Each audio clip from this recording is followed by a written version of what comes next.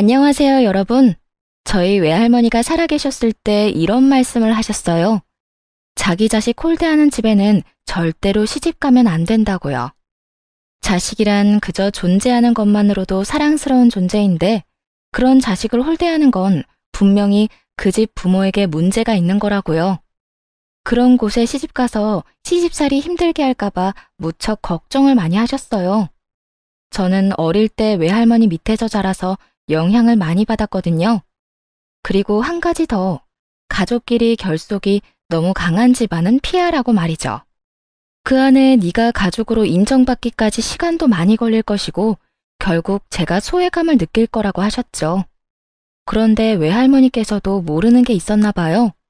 결혼을 해보고 겉과 속이 전혀 다른 가족도 있더라고요. 그런 곳을 정말 조심해야 하는 거죠. 그런 면에서 저희 시댁은 처음에는 정말 잘해주셨어요. 어머, 어서 와요. 우리 아들한테 여자친구가 있다는 말을 듣고는 얼마나 깜짝 놀랐는지 몰라요. 맞아요, 언니. 오빠한테 여자친구가 있다니 상상도 못했어요. 저희끼리 결혼 이야기를 끝내고 시댁에 갔을 때 시모와 시누는 저에게 환대하는 모습을 보여줬어요. 남편 나이가 당시에 38이었고 저도 동갑이었으니 저희 집에서는 빨리 시집 가라는 느낌이었고 남편 집안도 그럴 거라고 생각하고 있었죠. 그렇게 설렘과 긴장을 안고 들어간 시댁에서 저는 의외의 상황과 맞닥뜨렸어요. 근데 얼마나 사귀었어요? 오래 사귀었어요? 저희 1년 좀 안 되는 기간 동안 사귀었어요. 아무래도 나이가 있다 보니 자연스레 결혼 이야기 나왔고요. 어머, 1년도 안 됐는데 결혼 이야기 하는 거야? 요즘 애들 그렇게 빠르게 결혼 선택했다가 이혼도 많이 하잖아. 그래도 연애를 2년 정도는 해보고 결혼을 해야 하지 않을까? 저희 집에서는 벌써 결혼하라고 난리라서요. 이 사람이 워낙 괜찮은 사람이라 저도 한다면 빨리 하고 싶고요. 저는 남편을 보며 싱긋 웃었죠. 남편은 순박하고 착한 사람으로 저와 잘 맞았어요. 우리 아들이 괜찮기는 한데 이렇게 쉽게 결정해도 되나 모르겠네. 상견례도 솔직히 나는 좀 이르다는 생각이고 좀 더 사귀어보고 결정하는 게 낫지 않을까? 이상한 기분이었어요. 분명 반기는 표정이었는데 입으로 나오는 말은 그와 정반대였거든요. 계속 상견례를 미루면서 결혼을 더 신중하게 생각하라는 그런 이상한 말만 하더라고요. 보통은 나이 40이 다 되어가는 노충과 가들은 빨리 결혼시키라고 하지 않나요? 그런데 오히려 더 늦추고 있더군요. 저는 그런 그들의 행동에 지지 않고 말했어요. 더 사귀어봐도 똑같은 거면 그냥 같이 사는 게 맞죠. 혹시 집안에 어떤 사정이라도 있나요? 조심스럽게 물어봤어요. 그런데 그 이야기를 하고 나니 표정이 싹 변하더군요. 그것도 남편이 보지 않는 곳에서만요. 그날은 밥이 입으로 들어가는지 코로 들어가는지 모른 채 그렇게 나와야 했어요. 그리고 그 뒤부터 저를 향한 무척 교묘하고 은근한 괴롭힘이 시작됐어요. 저를 싫어하는 건가 생각했는데 저를 초대해 식사를 하자고 하더군요. 그러면서 이렇게 말하더라고요. 어서 와요. 차린 건 많이 없으니까 많이 먹어요. 정말 복스럽게 잘 먹어서 보기 좋아. 아, 근데 우리 예비 며느리는 좀 덜 먹어도 되지 않을까? 아무래도 좀 그렇잖아. 제 통통한 몸을 아래 위로 쳐다보며 은근히 제 외모를 깎아내리더군요. 안 그래도 제가 살집이 좀 있는 편인데 그런 소리를 들으니 순간 속이 확 뒤집히더군요. 뚱뚱한 사람에게 진짜로 뚱뚱하다는 말을 하면 화가 날 수밖에 없잖아요. 그래도 참았어요. 설마 날 비꼬는 건 아닐 거라 생각했죠. 절 비꼬아봤자 뭐 하겠어요? 그리고 드레스 입어야 하는 것 때문에 그런 말 했을 수도 있지. 정말 10번, 100번도 넘게 저를 합리화시켰죠. 그리고 남편도 저를 위로해줬어요. 그런 말을 시모에게 들을 때마다 남편은 저한테 그랬거든요. 괜찮아. 난 토실토실한 자기를 좋아하는데 그래서 결혼하자고 하는 거잖아. 그러니까 그런 걸로 우울해하지 마. 내 눈에만 예뻐 보이면 되니까. 정말 지금 생각해도 참 사랑꾼인 저희 남편이죠. 그런 남편 아니었으면 진짜 다 때려치우고 싶을 만큼 재수없는 게 시모였죠. 그리고 그런 재수없는 사람이 시모 하나만은 아니었어요. 하루는 제가 화장실에 갔는데 신우와 남편이 대화를 나누는 것 같더라고요. 집에 있는 화장실인데 방음이 잘 안 되는 건지 둘이 화장실과 가까운 곳에 있어서 그런 건지 소리가 들리더라고요. 그런데 신우가 어이없는 소리를 남편에게 하더라고요. 오빠는 저 사람 어디가 좋아서 만나? 예쁘지도 않고 그렇다고 직업이 좋은 것도 아니고. 그리고 우리 엄마한테도 가끔씩 정색하는 거 봤거든? 게다가 나까지 무시하는 시선 보낸다니까. 그것도 오빠 없을 때만. 화장실 안에서 그 이야기 듣는데 누구 이야기인가 싶었어요. 그런 적 없고 그런 짓만 당했는데 제가 대체 누구에게 그런 짓을 했다는 거죠? 어쨌든 나는 그 여자랑 오빠 결혼하는 거 싫어. 오빠가 결혼 다시 생각해보면 안 돼? 더 이상 듣고 있기 싫어서 일부러 화장실 문을 요란하게 열고 밖으로 나왔어요. 그랬더니 신우가 셀쭉한 얼굴로 저를 노려보더군요. 정말 갈수록 이해 불가였어요. 제가 대체 뭘 했길래 이 사람들한테 이런 취급을 받는지 도무지 짐작 가는 일이 아무것도 없었거든요. 그래도 다행인 것은 남편은 그런 방해에도 절대로 낚이지 않았다는 거죠. 결국 자기 마음대로 되지 않는 남편을 시모와 신우는 번갈아가며 괴롭혔어요. 은근한 전략이 안 먹히는 것 같으니 그 후에는 아주 직접적으로 남편에게 요구하더라고요. 나는 저 애를 며느리로 삼기 싫어.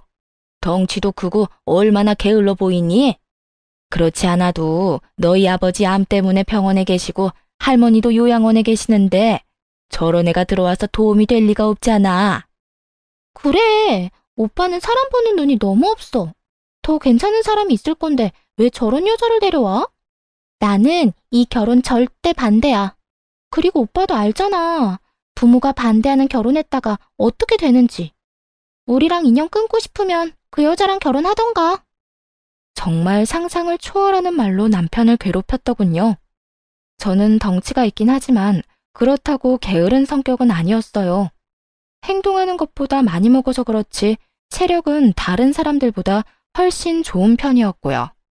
그리고 저는 저를 사랑해주는 사람을 그대로 놓아버릴 정도로 포기가 빠른 편은 아니었어요. 오히려 물고 늘어지는 편이었죠. 그리고 다들 알다시피 자고로 연애라는 건 주변에서 말릴수록 더 불타오르는 거라고 하지 않던가요? 친구처럼 잔잔하고 평화롭던 저와 남편의 사랑은 방해꾼의 등장으로 뜨겁게 불타올랐거든요. 저는 어떤 방법을 써서라도 남편과 결혼을 하기로 결심했어요. 정당한 이유도 없이 까이는 건 제 성격에 맞지 않았거든요. 그리고 당한 대로 갚아주는 게 제 성격이라 저도 시모와 신우 몰래 준비를 좀 했어요. 남편이 결혼을 일찍 하려는 이유는 시부에게 결혼한 자신을 보여주려는 것도 있었거든요. 그렇지만 그 시부가 지병으로 병원에 입원해서 치료를 받는 중이라 밖으로 나오지 못했던 상황이었죠. 제가 남편에게 부탁했어요. 아버님 많이 안 좋으신 거야? 나와서 밥 한 끼 정도 못 하셔? 외출은 가능하셔. 다만 집에서 모시기 어려운 상태라 요양병원에 모시고 있는 거거든. 아예 밖으로 나오지 못할 정도는 아니라는 말에 저는 일이 쉽게 풀릴 거라 생각하고 웃어 보였어요. 그리고 주말 시부의 컨디션이 좋을 때 시간을 정해 시부의 외출을 감행했어요. 물론 시부에게는 당일 가서 말씀드렸어요. 미리 말하면 시모와 신우가 또 깽판 칠 것 같았거든요. 그리고 제가 입을 옷은 남편이, 남편의 신발과 넥타이는 제가 준비했어요. 그렇게 저희 부모님과 시부를 대면시켰죠. 아유, 이렇게 귀한 딸을 시집 보내려면 마음이 아프시겠습니다. 아니요, 저희 애가 많이 모자랍니다. 일하느라 집안일도 잘 못 거들어서 처음에는 많이 부족할지 몰라요. 그래도 애정으로 봐주세요. 못하는 걸 못한 채로 두는 아이는 아닌지라 조금씩 잘해 나갈 거예요. 예, 제가 몸이 이 모양이라 아들놈 장가가는 게 소원이었는데 며느리가 그걸 이뤄주는 것 같아 고맙네요. 그리고 입원한 동안 아들 통해서 며느리가 이것저것 제 편의를 많이 봐줬다고 들었습니다. 이렇게 야무지니 우리 아들은 복 받은 거지요. 시부가 입원한 동안 남편을 통해서 시부에게 이것저것 챙겨줬거든요. 특히 병원 생활로 입맛 없을 것 같은 시부를 위해 맛있는 음식도 많이 넣어드렸고, 안에 있을 때 심심하지 마시라고 좋아하시는 책도 많이 보내드렸거든요. 그렇게 여러 면으로 도장을 쾅쾅 찍어 놓은 보람이 있었어요. 시부가 저를 무척 좋게 봐줬어요. 그러면 지체하지 말고 어서 나를 잡는 게 어떻겠습니까? 저야 좋지요. 최대한 빨리 잡아서 제가 손주라도 볼 수 있으면 정말로 여한이 없을 것 같습니다. 결국 제가 원했던 그 말이 시부의 입에서 나왔어요. 시부 덕분에 저희는 결혼 허락을 받았어요. 그리고 날짜 잡는 것까지 이야기하고 소소한 이야기로 분위기가 무르익었는데 그제야 시모와 신우가 뛰어오더군요. 사실 두 사람에게도 상견례 한다고 미리 말해놨거든요. 시부가 온다는 이야기만 쏙 빼놓고 말이죠. 당연히 제가 전화하니 네가 뭔데 멋대로 상견례 날짜 잡냐며 가지 않을 거라고 코웃음 치던 시모였는데 시부가 있다는 걸 남편에게 뒤늦게 듣고 놀라 달려온 거였어요. 이게 뭐 하는 거야? 당황한 시모와 신우를 앞에 두고 시부가 말했어요.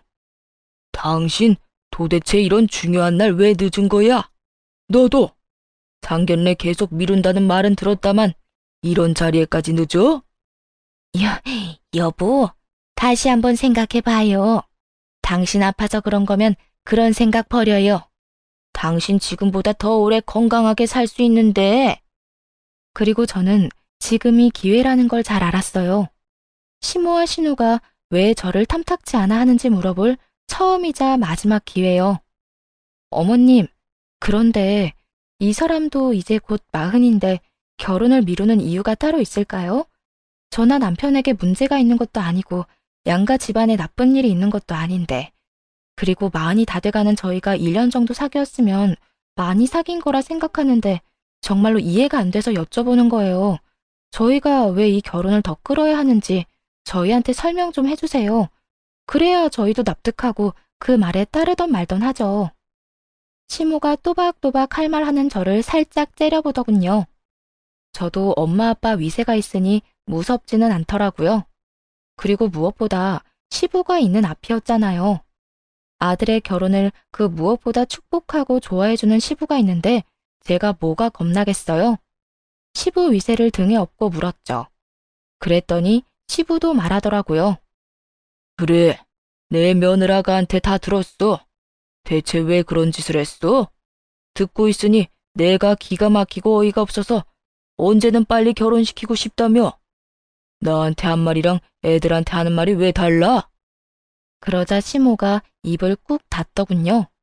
뭔가 있는 것 같았지만 말하지 않더라고요. 그게 무슨 이유인지는 모르겠지만 시부에게도 말하지 못할 만큼 비밀스럽고 문제가 되는 것임에는 틀림이 없어 보였죠. 그날을 기점으로 제 안에서 시모는 꿍꿍이가 있는 사람 1위에 올라섰어요. 그렇지만 시부를 끌어들인 보람이 있었는지 결혼은 빠르게 진행됐어요. 조금만 더 늦었으면 다음해 말까지 기다렸어야 할 뻔했거든요. 결혼 과정에서도 여러 가지로 성가시게 하던 시모는 시부의 전화 한 통이면 쪼그라들어서 결혼 준비는 문제없이 해나갔어요. 그렇게 저와 남편은 결혼을 했어요. 그리고 가장 먼저 한 건 남편의 통장 관리였죠. 남편은 매달 50만 원씩 시모에게 용돈을 주고 있었어요. 솔직히 너무 많다 싶었지만 그건 남편이 자기 부모에게 주는 거니 제가 손댈 부분이라고 생각지 않았어요. 게다가 시모도 조모와 시부를 돌보느라 많이 힘든 건 사실이었거든요. 남편에게 듣기로는 조모도 살아계시는데 1급 시력장애와 노환으로 요양원에 계신다고 했거든요. 그러니 시모는 본인의 남편 병간호도 해야 하고 시어머니의 병간호도 해야 하는 상황이었던 거죠. 직장을 다니지는 않지만 힘든 일을 하는 분이니 그 정도 용돈 드리는 건 아깝지 않다고 생각했어요. 그렇게 결혼하고 6년쯤 지났을 때는 서로가 서로에게 어느 정도 익숙해진 상황이었어요. 시모와 신우는 마주칠 때마다 저를 노려보긴 했지만 예전처럼 막무가내로 굴지는 않았어요. 이미 결혼을 했으니 더 이상은 무의미하다고 생각했을지도 모르죠. 그리고 그때쯤에는 남편과 제 사이에 아들이 태어났기 때문에 분위기가 누그러진 거라고 생각했어요. 시모와 신우가 아이에게 뭔가 사주거나 엄청 예뻐하는 건 본 적 없지만요. 제가 그 부분에 대해서 남편에게 엄청 화를 낸 적 있거든요. 그랬더니 남편이 약간 곤란한 표정을 지으며 저한테 그 이유를 명확하게 설명해 주더라고요. 어머니가 우리 아이 안아주지 않아도 너무 마음 쓰지 마. 사실은 어머니가 새어머니거든. 그래도 여태껏 나 키워주셨어. 그러니까 그 부분은 깊게 생각하지 마. 어머니도 핏줄에게 더 마음이 가는 거겠지. 나 키워준 것만으로도 고맙게 생각하고 있어. 그 이상 바라면 욕심이지. 남편의 이야기를 듣고서야 이 사람들이 왜 남편 결혼에 그다지 흥미가 없었는지 조금은 이해할 수 있게 됐죠. 자기 자식이 아니니까 결혼을 늦게 가든 노총각으로 늙어 죽든 상관 안 한 모양이다 싶었어요. 솔직히 애가 생긴 후 제가 애와 떨어질 수 없다 보니 시댁과 만남을 계속 피할 수 있었거든요. 그러다 얼마 전 시모가 외출하려다 계단에서 구르는 바람에 다리뼈가 골절되는 사건이 벌어졌어요. 골절된 뼈가 붙을 때까지 병원에 입원했는데 나올 때 저희가 시댁으로 모셨어요. 그런데 가는 차 안에서 시모가 툭 한마디를 내뱉었어요. 우리 집 말고 너희 집으로 가자. 네? 저희 집이요? 그래. 시어머니가 다쳤는데 너희는 그냥 집에만 내려다주고 갈 생각이었니?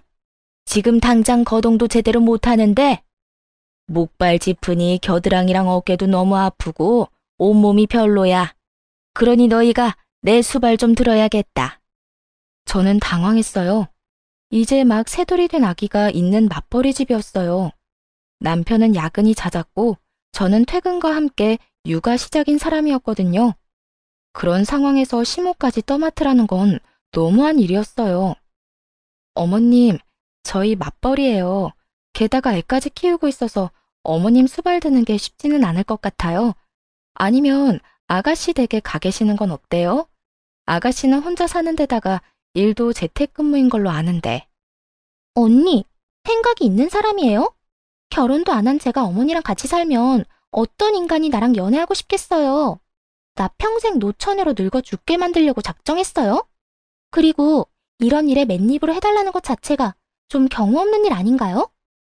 어머님이 평생 아프실 건 아니잖아요. 다리만 나으면 집으로 돌아가실 텐데 무슨 그런 소리를 하세요? 그리고 저희도 그냥 모셔달라는 건 아니에요. 어머님께 드리는 용돈에 더 못해서 한 달에 100만 원 어머님 편으로 붙여드릴게요. 그걸로 어머님 모셔주면 될 것 같은데. 꼴랑 100만 원으로 누구한테 그딴 일을 시켜요? 그리고 그 100만 원 중에 절반은 엄마 용돈이잖아요. 사람을 그따위 싼값에 부려먹어도 되는 일이에요? 200만 원 맞춰주면 생각해 볼게요. 상상을 초월한 금액에 슬금슬금 열이 나더군요. 아가씨, 보자하니 너무하시네요. 어머님 자식이 남편뿐이에요? 아가씨도 어머님 모실 자격 충분한데 그럼 저희한테 돈 주세요. 그 돈 받고 제가 일 그만두고 어머니 모실 테니까. 그만해라. 아들이 어머니 모시는 게 당연한 일이지. 너가 모시기 싫어서 내 딸한테 그런 소리 하는 거야? 먼저 돈 이야기 꺼낸 건 아가씨예요. 어쨌든 저희는 상황상 어머님 못 모시니까 아가씨랑 저희랑 모은 돈으로 요양병원이나 재활병원에 들어가서 치료라도 받으세요. 아들아, 네 와이프 하는 거 보고 할 말 없니? 내가 그래서 처음부터 마음에 안 든다고 누누이 말하지 않았어. 이거 봐라. 아픈 엄마 모시고 싶지도 않다며 네 누이 동생한테 미루는 것 좀 봐. 내가 이렇게 비참하게 살아야겠어? 어머니, 저도 어머니 마음은 이해가 가지만 저희 상황도 생각해 주세요. 저도 야근 많고 이 사람도 집에 와서 독박 육아해서 정말로 어머니 모실 시간 여유가 전혀 없어요. 병원이라도 들어가 계시면 자주 찾아뵙고 원하는 거 넣어드릴게요. 그리고 괜찮아지면 집으로 오시면 되고요. 뭔가 남편이 한마디 해주길 바란 모양이더라고요. 그런데 남편이 그렇게 나오니 시모가 기가 찬 듯 남편을 쳐다봤어요. 너 결혼했다고 사람이 바뀌었네. 예전에는 내가 하란 대로 꼬박꼬박 해주더니 이제는 그런 거 해줄 필요 없니? 그것도 다 네 와이프가 뒤에서 시키는 거겠지? 와이프한테 제발 뭐라고 하지 마세요. 대체 왜 이러세요? 어쨌든 저희는 거절했으니까 동생이랑 상의해서 저한테 알려주세요. 그렇게 남편은 시모와 신우를 시댁에 내려주고 집으로 돌아왔어요. 그리고 그렇게 끝난 줄 알았는데 저희 마음속에서만 끝난 일이더군요. 얘, 너 정말로 나 수발 안 들 거니? 이래서 키워준 은혜도 모른다는 말이 나오는 거야. 내가 너한테 얼마나 신경을 썼는데 지금 와서 나한테 이딴 취급을 받게 해? 오빠, 진짜 너무해. 어떻게 나한테 엄마를 맡으라고 할 수 있어? 오빠가 인간이야? 두 사람이 교대로 남편을 끊임없이 괴롭혔어요. 아주 거머리가 따로 없을 정도였죠. 시모는 전화통화로, 신우는 찾아와서 남편을 괴롭혀댔어요. 그렇지 않아도 살이 안 찌는 사람이 피로로 늙어가기까지 하니 저도 이제는 못 참겠더군요. 시모와 신우에게 한마디씩 하려다가 남편 말이 생각나서 그것도 못할 짓이더라고요. 자기 키워준 어머니라며 이해해달라는 그날의 남편 목소리가 제 머릿속을 떠나지 않았거든요. 결국 저는 시모를 저희 집으로 데려오도록 했어요. 다만 딱 두 달만 봐주기로 약속을 했고요. 신우에게 돈도 받아내고 싶었는데 신우가 제대로 된 일도 안 하고 다니니 어쩔 수 없이 아무것도 받지 않고 시모를 봐주기로 했어요. 그런데 온 첫날부터 저에게는 지옥과 다름없었어요. 아침에 출근할 때 점심 식사도 다 해놔야 되는 거 아니니? 반찬이 빈약해서 뼈가 낫겠어? 네 자식이 아팠어도 일이 성의 없이 했을까? 저녁밥이 느끼해서 그런지 상큼한 과일이 먹고 싶구나. 냉장고에 들어있던 건 신선하지 않으니까 나가서 좀 사와. 복숭아나 메론 같은 걸로. 시모는 정말 진상 중에서도 상진상이었어요. 집에 없는 와중에도 전화를 해서 저에게 끊임없이 무언가를 요구했고 집에 와서는 남편이 돌아올 때까지 애를 볼 시간도 없이 휘둘렸어요. 정말 온갖 트집을 다 잡더군요. 그렇게 2주의 시간이 흘렀어요. 그런데 그 2주 동안 시모는 한 번도 시부나 조모에 대한 이야기를 묻지 않더군요. 시모가 시부의 병간호를 책임지고 있었다는 건 알고 있었거든요. 그런데 시모도 시부도 서로에게 연락을 하지 않는 걸 보고 의아한 기분이 들더군요. 따로 남편에게 말해서 함께 시부의 병원으로 향하기로 했어요. 조모가 있는 요양원은 그리 멀지 않았기에 거기부터 들리기로 했어요. 저희는 한 달에 한 번씩 꼬박꼬박 조모 병원을 찾았거든요. 그런데 이번에는 시모 문제에 여러 가지 문제가 겹쳐서 지난달에는 방문을 못한 상태였어요. 그런데 간호사가 저희한테 이상한 말로 인사를 전하더군요. 어머, 얼굴 잊어버리겠어요. 사실은 어르신도 보호자분들 오시길 엄청 기다렸거든요. 그래요? 저희 주 보호자는 저희 어머니인데 언제 오고 안 오셨는지 알 수 있나요? 잠깐 차트 볼게요. 그러면서 컴퓨터를 훑는 간호사의 시간이 점점 길어졌어요. 드디어 찾았는지 밝은 얼굴로 제게 말해줬어요. 6개월 전에 한 번 오신 거로 되어 있네요. 어머님이 오셨다고 차트에 적혀 있어요. 저희도 한 달에 한 번씩은 오는데 시모가 6개월 동안 안 온 걸 보니 뭔가 이상하다 싶었어요. 그러고 보니 저희가 수발 들고 있는 와중에도 조모와 시부를 신경 쓰는 걸 한 번도 못 봤거든요. 이상한 일 투성이었지만 면회 중에 그 생각만 할 수도 없으니 얼른 시조모를 찾아뵙고 인사를 드렸어요. 할머니, 저희 왔어요. 아이고, 그래. 우리 새끼 왔니? 네, 지난달에는 죄송해요. 어머니도 다치시는 바람에 경황이 없었거든요. 밖에서 사온 음료를 옆 침대분들에게도 챙겨주고 조모를 휠체어에 태워 요양원 내에 조용한 곳으로 갔어요. 시모는 눈이 잘 보이지 않는 만큼 청력이 예민하셔서 갑자기 고함을 질러대는 치매 노인과 같이 있는 걸 싫어하셨거든요. 우리 손자, 손 좀 잡아보자. 눈이 잘 안 보이는 시조모께서 남편의 손과 팔, 얼굴을 더듬거렸어요. 너 혹시 살 빠졌니? 건강 챙겨야 한다. 너는 어릴 때부터 몸이 허약해서. 그러더니 손자 손을 꼭 잡고는 머뭇머뭇 한마디를 꺼내셨어요. 너 혹시 너희 엄마 때문에 힘든 건 아니지? 남편이 아무 대답하지 않자 조모가 남편 손을 더 꼭 잡았어요. 내가 더 건강하게 오래 살았어야 했어. 이런 곳에 들어오지 말고. 너 혹시 네 새엄마가 너 버리려고 한 건 기억하니? 순간 저도 남편도 흠칫 굳었죠. 설마 이런 내용을 말해줄 거라고는 생각도 못했거든요. 엄마가 진짜 그랬다고요? 그래. 그 뒤로도 너 키우기 싫다고 나 찾아와서 하소연하는 거 내가 따끔하게 일러보냈다. 그런데 이상하지? 너 다 크고 나니까 그런 말이 없어. 너 성인 될 때까지 주구장창 와서 네 욕만 하던 년이. 남편은 자신을 길러준 새엄마에 대해 항상 고마운 마음을 가지고 있었어요. 그건 옆에서 봐온 제 눈에도 그렇게 보였거든요. 그런데 그 모든 게 가식이었고 남편이 미성년자 시절 내내 그렇게 생각했다는 거잖아요. 그런데 왜 성인이 되고 나서는 그런 말이 없었나 의아했어요. 성인이 된 후에도 남편은 시댁에서 함께 살고 있었거든요. 분명 얼굴 마주치는 건 똑같은데 성인이 되기 전과 된 후의 모습이 달랐을까요? 남편은 골똘히 뭔가를 생각하고 또 생각하는 모습이었어요. 저도 조모 말에 충격을 받기는 했지만 그래도 저까지 흔들려서는 안 된다고 생각했어요. 그리고 당사자가 아니었으니 남편보다는 충격을 덜 받을 수밖에 없잖아요. 그래서 곁에서 조용히 남편을 토닥여줬어요. 시조모와 면회를 끝나고 시부 병원으로 향하는 내내 남편은 뭔가를 생각하는 것처럼 아무 말도 하지 않았어요. 저도 그런 남편의 모습이 어색했지만 옆에서 눈치만 보고 있었죠. 그리고 시부 병원에 도착해서 남편이 한 일은 시모가 언제 병원에 왔었는지였어요. 생각보다 시부 병원에는 자주 왔더군요. 시부가 입원한 기간이 그리 길지는 않았는데 1, 2주마다 꼬박꼬박 왔더라고요.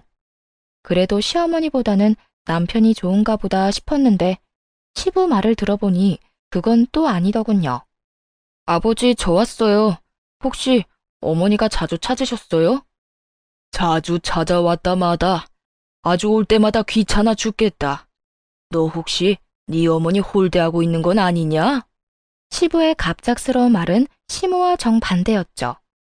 남편이 갸웃하더니 시부에게 말했어요. 왜 그렇게 말씀하세요? 그렇지 않고서야 너희 엄마가 와서 그런 말을 할 리가 없잖아. 네가 요새 서운하게 대한 건지 결혼하고 나서 엄마한테 관심을 안 줘서 그런 건가? 자꾸 자기를 보험금 수령자로 해달라. 집은 딸한테 주라며 나한테 요구를 하잖아. 요새 네 동생이 너희 엄마 모시고 있다던데 어머니 잘 들여다보고 신경도 쓰고 그래라. 네가 자기한테 신경 안 쓴다고 딸밖에 없다며 지금 살고 있는 집 명의 네 동생 앞으로 돌려달라는데 네 엄마가 얼마나 불안했으면 그런 소리를 했겠냐. 이제 너도 엄마 알아서 챙겨드리고 그래.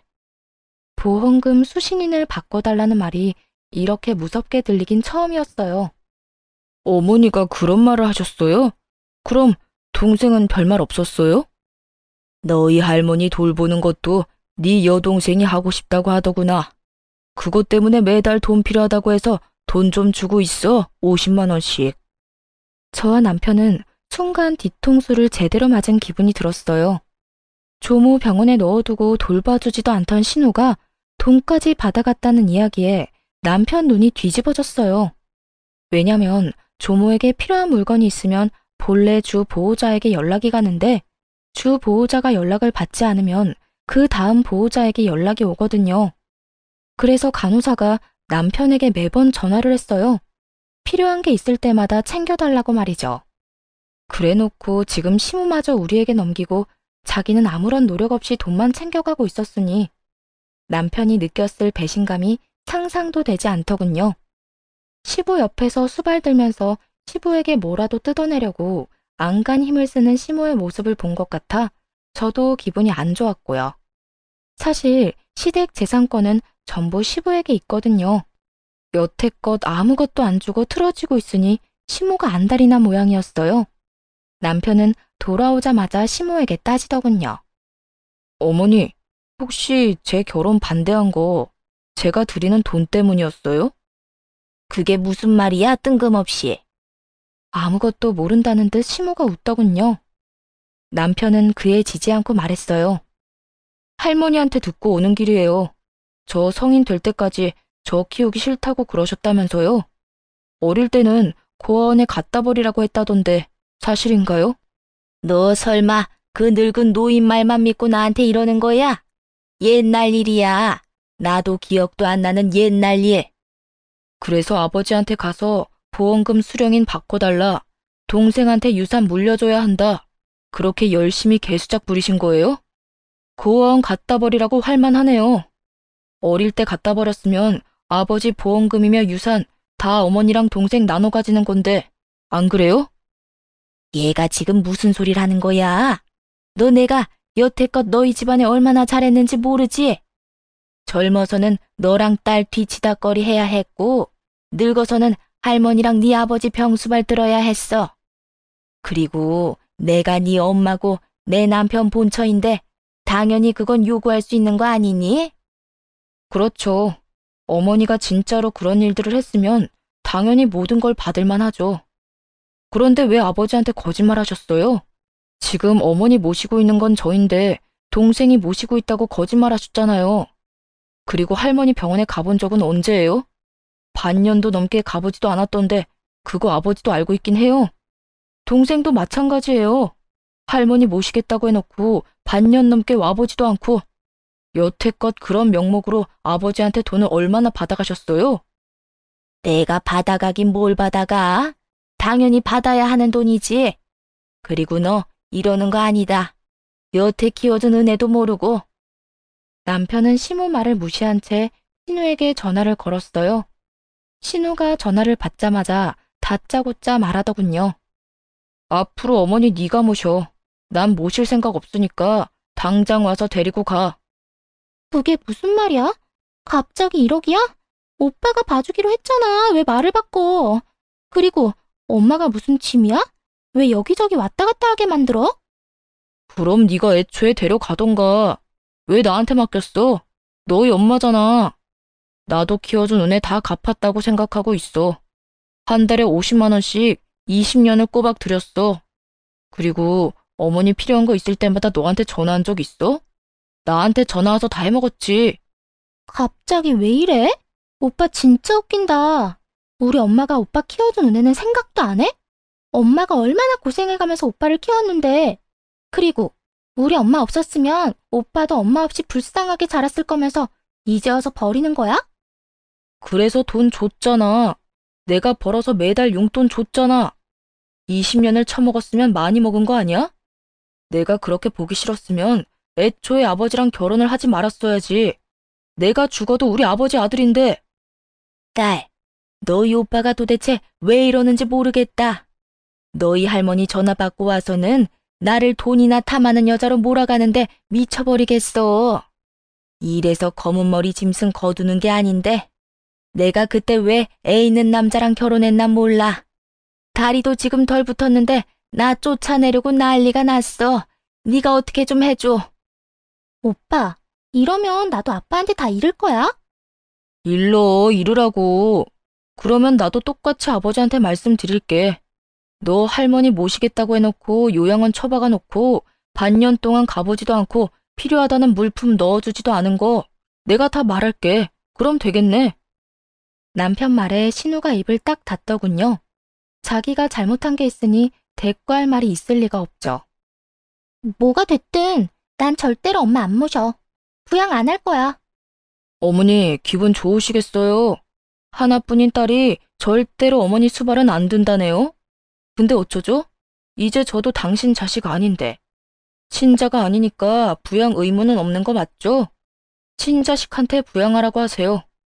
남편은 그 길로 시모를 강제로 끌어내 차에 태웠어요. 그리고 신우 집 앞에 시모와 시모가 가지고 온 짐을 덜렁 내려놨죠. 시모가 고래고래 고함을 지르더군요. 네가 이러고도 무사할 줄 알아? 부모를 노상에 두고 가는 놈이 어딨어? 두고 봐라. 내가 너 용서 안 할 거야. 누가 부모예요? 자식 버리려던 계모 주제에 부모? 웃기고 있네. 남편은 시모와 신우의 연락을 싹 다 무시하고 시부 병원으로 향했어요. 그리고 병원에 입원한 시부에게 다 이야기했어요. 시부가 그간의 이야기를 듣고는 충격을 받아 시모를 불러냈어요. 시모는 억울한 표정 한껏 지으며 신우와 들어오더군요. 여보, 내가 어떤 꼴을 당했는지 알아요? 당신 없다고 저 녀석이 나를 얼마나 홀대하던지. 뼈가 다 붙지도 않았는데 저를 강제로 쫓아내더라니까요. 당신 딸 집에 있는 거 아니었어?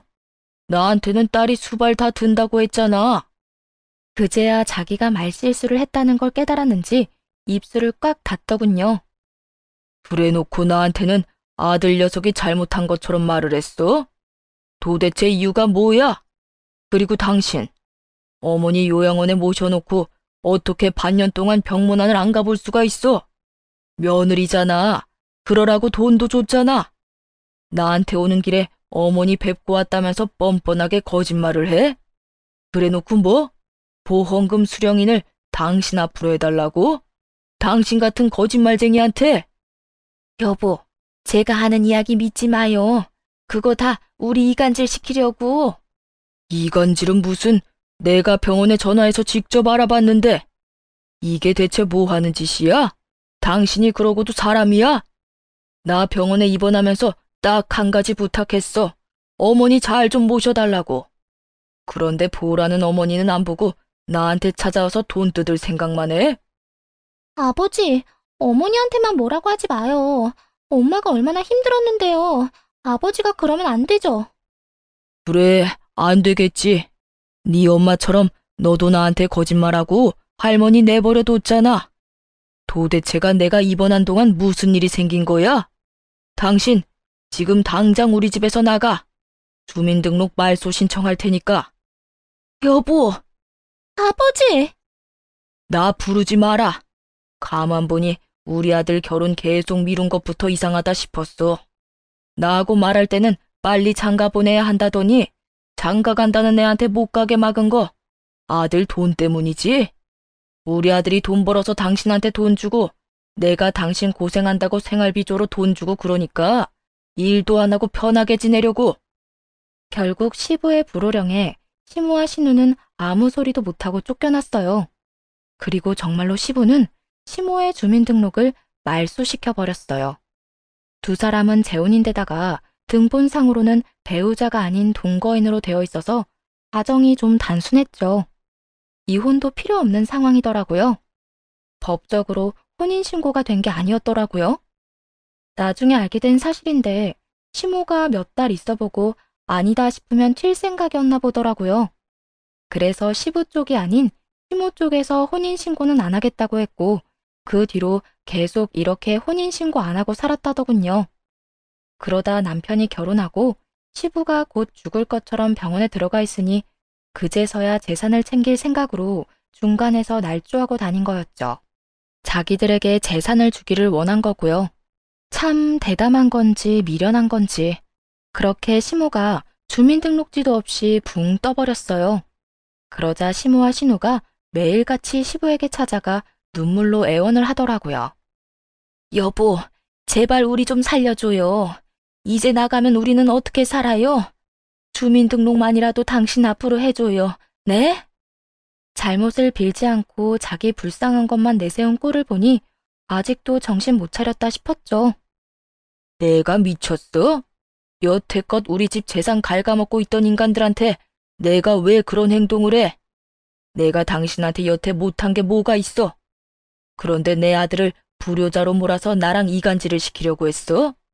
그러고 나서는 내 재산 다 당신 딸이랑 나눠 가질 생각이었냐고? 그런 게 아니라고 했잖아요. 딸, 너도 아버지한테 뭐라고 해봐. 엄마 그러면 네 밑으로 들어가도 되겠니? 난 이렇게 혼자서는 못 살아. 넌 진짜 내 딸이잖니. 그렇게 엄마를 소중히 생각하던 신우도 수발 들라는 말 앞에서는 신중해지더군요. 신우 대답이 웃겼어요. 엄마, 딸한테 기생충처럼 들러붙을 거야? 결혼도 안 했는데? 아빠, 그리고 나 이제부터 할머니 요양원에 자주 갈 거예요. 그러니까 제발 저는 내치지 마세요. 네? 엄마는 남이지만 저는 아빠 핏줄이잖아요. 자기 살 길 찾을 거라고 제 어미를 발판으로 삼는 것도 참 혼자 보기 아까운 장면이긴 했죠. 결국 그 둘의 눈물 나는 총극을 감상한 시부는 완전 열이 끝까지 받아버려 두 사람 눈앞에서 모든 것을 끝장내버렸어요. 돈이 그렇게 중요하냐? 너희가 그 돈 없어도 나한테 들러붙나 보자. 내가 가진 재산 전부 우리 아들한테 증여할 거야. 내 집도 내 재산도 싹 다 아들한테 증여하고 나와 내 어머니 죽을 때까지 모시라고 할 거다. 이제 됐어? 시부의 폭탄 선언에 시모가 더 큰 고함 소리로 울었어요. 여보, 어떻게 나한테 한 푼도 안 남겨줄 수가 있어요? 이건 잘못된 거예요. 제가 당신 아들을 어떻게 키웠는데? 어떻게 키우긴? 내 아들 그저 네 돈주머니로 생각한 주제에 내가 어머니한테 그 말 듣고 기도 안 차서 내 아들을 네가 뭔데 고아원에 넣어라 마라 해. 당신이 뭔데? 그렇다고 내가 돈을 덜 줬어? 생활비에 당신 용돈까지 돈 넣어줬는데 왜 내 아들을 저렇게 비참하게 만들어? 그리고 당신 내 아들 키우면서 딸애보다 더 잘해준 적이 있어? 내가 말은 안 했지만 매번 당신은 딸만 감싸 돌았지. 커서 이젠 좀 괜찮아졌나 싶었더니 네 딸만 자식이고 내 아들은 자식도 아니야? 내가 네 딸년 신경 써줬으면 너도 내 아들 힘들게 만들지 말았어야지. 늙은 할망구가 한 말 때문에 지금 이러는 거예요? 처음에 그랬지만 그 뒤에는 괜찮았다고요. 돈 주니까 괜찮았겠지. 내 말 틀렸어? 양심을 좀 챙겨. 결국 시모는 찍소리도 못하고 시부의 호통에 쭈그러졌어요. 저도 나중에 알았는데 신우는 시모가 데려온 딸이었고 남편은 시부가 데려온 아들이었더군요. 나이 차가 좀 있어서 제가 후 시모가 낳은 아이라고 생각했는데 피도 이어지지 않은 모양이었더라고요. 신우는 그 사실도 몰랐는지 자기가 시부의 딸이 아니라는 걸 알고 더 놀랐어요. 솔직히 시부가 딸을 대함에 있어서 너무 격없고 잘해줬기에 핏줄이 아니라는 건 예상도 못했었어요. 결국 한바탕 난리가 나고 시모와 신우는 그 뒤로 감쪽같이 모습을 감췄어요. 그리고 몇 달 뒤에 소식을 듣게 됐어요. 시모가 치매에 걸렸다는 소식이요. 연세가 그래도 그렇게 많지는 않았는데 짧은 시간 스트레스를 많이 받은 모양이었더라고요. 알고 보니 시부에게 쫓겨나서 갈 곳 없으니 신우 집에서 지내게 해달라고 사정했던 것 같더라고요. 절대로 수발 안 들겠다며 버티던 신우가 한 가지 조건으로 집에 살 수 있도록 해줬대요. 월세를 받겠다고 했답니다. 자기 어머니한테 그리고 집에서 쓰는 거 다 시모가 벌어서 쓰라고 했다네요. 결국 시모는 늙은 60대 후반의 나이에 여기저기 돈 벌러 해본 적도 없던 농사일에 굳은 일까지 했다고 해요. 열심히 신우의 빨대가 되어 돈 벌어다 줬는데 결국 얻은 건 치매뿐이었죠. 참 똑같은 인간들이었어요. 아들 장가도 못 가게 하고 빨대 꽂으려 했던 시모나 그런 늙은 시모에게 빨대 꽂아서 치매에 걸리게 만든 신우나 거기서 거기더라고요. 그 이야기 듣는데 참 헛웃음만 나오더군요.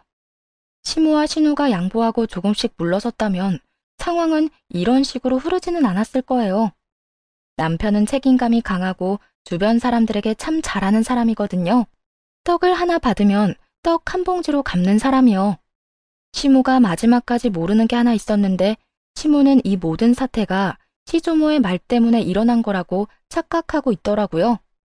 그런데 남편은 이미 시모가 자신을 싫어한다는 생각을 어렴풋이 하고 있었더라고요. 특히 결혼하고 나서 그것을 제일 강하게 느꼈다고 하더군요. 우리 아이가 태어나고 눈길 한번 안 주고 안아주지도 않았으니까요. 하물며 친정에서 아기용품이 선물로 수두룩하게 흘러들어올 때 시댁에서는 아무것도 주지 않고 관심조차 주지 않았을 때 그때 정말 강하게 그런 느낌을 받았대요. 그래서 그 뒤에 알게 된 그 이야기에 더 화가 났던 거고요. 만약 시모가 남편을 최소한 싫어하지는 않았더라도 남편은 시모의 가장 든든한 사람이 되었을 거예요. 신우도 마찬가지죠. 신우가 조금만 덜 이기적으로 굴었다면 남편은 신우를 친동생으로 여기며 무엇이든 해줬을 거예요. 그런 사람이거든요. 그런데 그렇게 좋은 사람 뒤통수를 치려고 했으니 사실 남편이 동생 결혼할 때 대비해서 적금도 모으고 있었거든요. 아버지 아프고 아버지 번 돈이 병원비로 들어가는 상황에서 동생이랑 어머니는 자기가 책임져야 한다고 생각했나 봐요. 그런데 그런 식으로 뒤통수를 맞았으니 그 사람들 서로가 서로에게 하는 것만 봐도 인연 끊는 게 충분히 이해가 가는 사람들이잖아요. 시모는 딸한테 시달려 등골 빠지게 일하다 치매나 걸리고 딸은 시모한테 빨대 꽂으려다 더 큰 짐을 얻게 됐으니 자기가 뿌린 대로 고스란히 걷어들인 거였죠. 어쨌든 이제라도 그 무시무시한 모녀들과 인연을 끊게 돼서 다행이라고 생각해요. 정말 남편 잘 만나도 시댁 잘못 만나면 큰일 나는 일이더라고요. 남편은 좀 침울해 보였지만 지금은 더 개운한 모습이고요. 시부와 시조모는 저희가 자주 들리고 외박해서 집에 자주 모시니 예전보다 더 좋아하세요. 지금까지가 제 사연 끝입니다. 어떠셨나요? 많은 의견 댓글로 써주시면 감사하겠습니다. 여러분, 항상 건강 조심하시고 비 피해 없으시길 바랍니다. 감사합니다.